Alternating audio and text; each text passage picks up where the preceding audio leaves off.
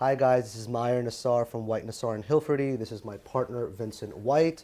We're here today to discuss the latest issues involving discrimination. One of the things that we have unfortunately come to hear is the new campaign that was propagated by the media regarding Punish a Muslim Day.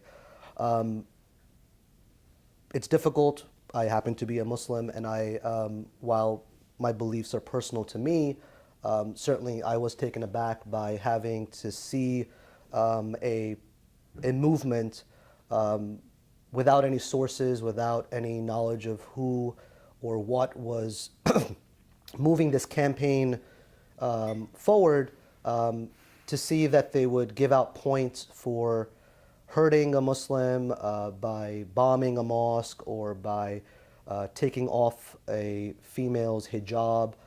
It's certainly difficult for one to reconcile humanity with such acts and thoughts.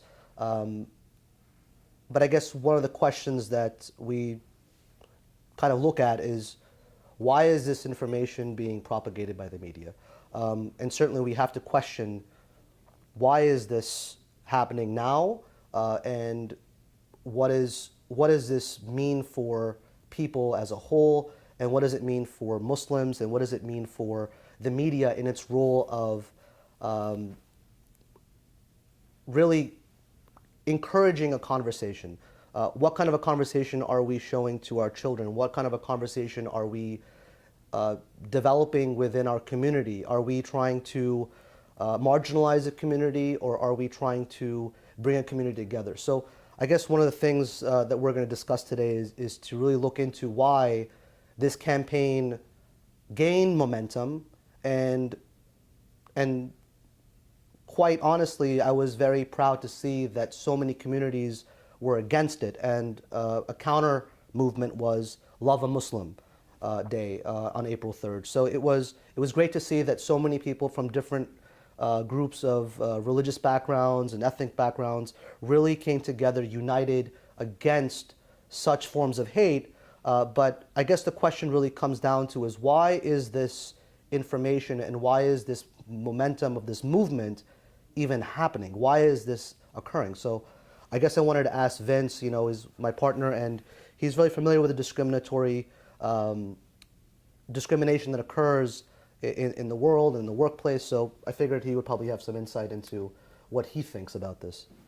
I do, and I'll say first off, I know I look like part of the problem, but everyone needs an ally. So what I'm worried about with the Punish a Muslim Day, and I am no racism denier, but we've seen a lot of these fringe racist groups creating fake news, fake testimonials, fake videos.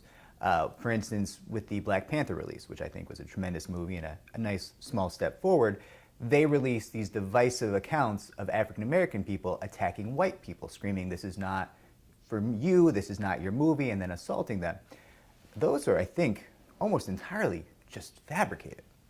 And my concern here is this more of the same? Is the Punish the Muslim Day something that someone just posted and then the mainstream media ran with because it gets ratings? And it gets ratings both from the alt-right, who are hoping that people will find that appealing, and from the left, who find it so shocking, right? So it's easy to make money off of something like that, but in cashing in on that potentially baseless concept, what have they done to our society?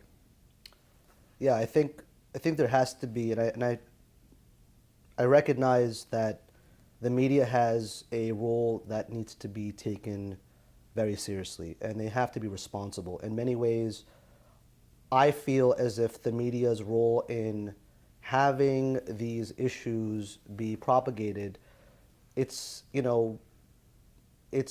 extremely troublesome when we don't trust the means of communication, the means of information that is being spread. If the means of information can be fake and unchecked, and that information is now being given out to the public, how are people going to perceive the information? You are allowing in people to make assumptions regarding scenarios that are extremely dangerous. You are catering to hate when people are outright rejecting it, and they've shown that by having a Love a Muslim Day. We as a community, as people in this country, don't believe, and I certainly live in this country for that very reason, that none of us think that one is superior over the other based upon their race or their religion.